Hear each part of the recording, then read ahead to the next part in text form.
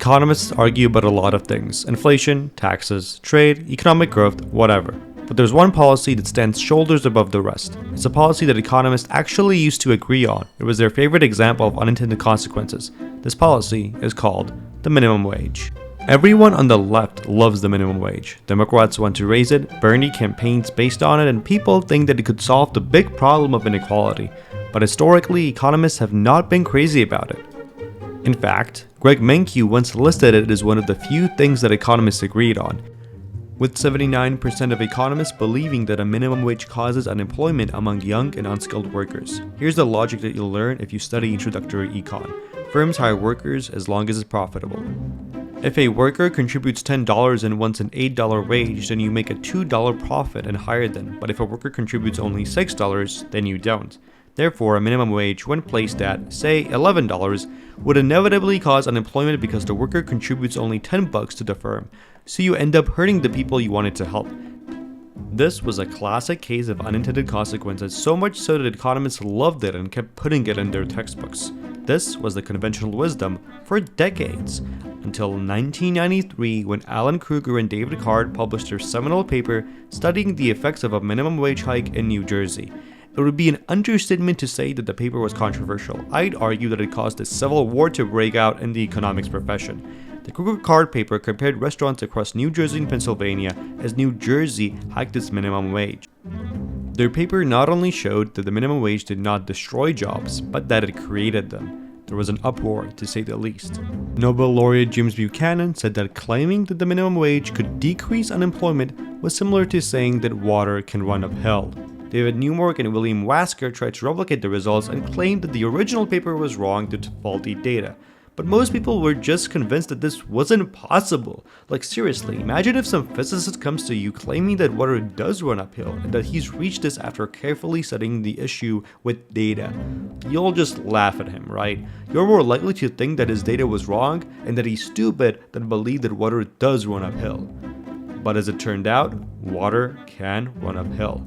As other economists started to replicate the Krueger-Card paper in different settings, people realized that the paper's results were not as strange as we first thought. To understand why, we must first learn a new word: monopsony. Monopsony is like the weird twin of monopoly. If a monopolist is the only firm selling something, a monopsonist is the only guy buying something. Or, for our purposes, it's just any company that can affect wages in a market. If they hire more people, they have to pay each of them more money. If they hire less, they can get people for cheaper. Pretty intuitive, right? Let's try to combine this with the minimum wage using a simple example. Imagine that you have a firm producing chairs. Jeff and Bob can each produce $10 worth of chairs an hour.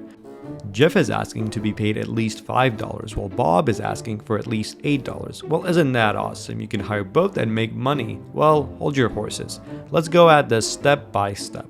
Let's say you hire Jeff and pay him $5 for $10 of work. You make a $5 profit.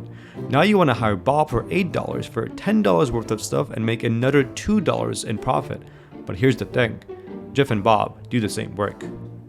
Jeff is going to ask for a raise the minute he finds out that Bob is being paid $8. So hiring Bob doesn't cost you $8, it costs you $11, because you then have to increase Jeff's salary to $8.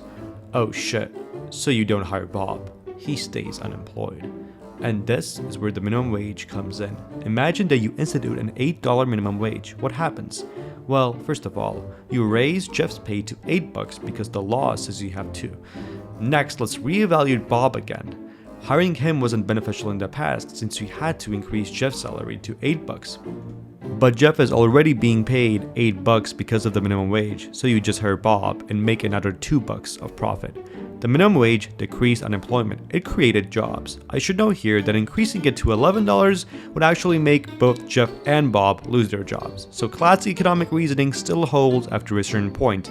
But I digress. The point here is that the minimum wage increasing employment is possible, and really economists have known this for a while. Even Milton Friedman mentions it in one of his textbooks. It was just unintuitive enough that nobody wanted to talk about it.